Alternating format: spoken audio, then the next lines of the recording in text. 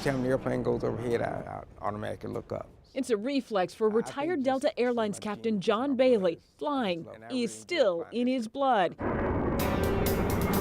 His dream of soaring started in the U.S. Air Force, which then led to a job with Delta. Yes. And to this day, he still remembers the advice from Delta's very first black pilot, Captain Sam Grady. One of the best things he told me was, he said, black pilots fly with white pilots every day, but they fly with a black pilot maybe once in a lifetime.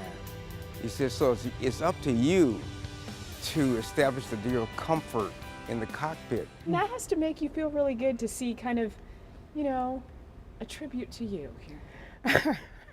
I'm so embarrassed. For nearly 30 years, Captain Bailey would fly countless planes for Delta.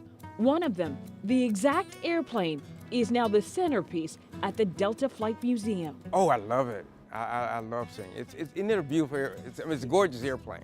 It really is. Now we're going to go inside the plane. Yes. A walk through the spirit of Delta brings back a lot of memories. For someone like me, I look at all the buttons and the knobs, and that's all intimidating.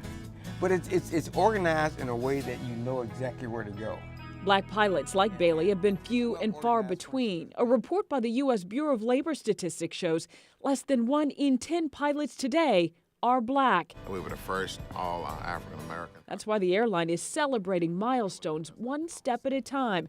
Just last spring, Atlanta-based First Officer Don Cook and Captain Stephanie Johnson made history as the nation's first African American female pilots in the cockpit. I'm a relatively new captain at Delta Airlines, and my goal is to be the best captain at Delta Airlines. Years before, the first all-black, all-female crew made their own historic flight on a Delta Connection carrier. And it's not just African American pilots. I want more female pilots. I want more Asian pilots.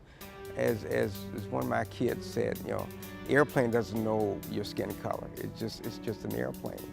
Captain Bailey now uses the lessons he's learned in the air to help others chart their own course. I do remember asking myself, you know, why me? Why was I selected to be able to do this?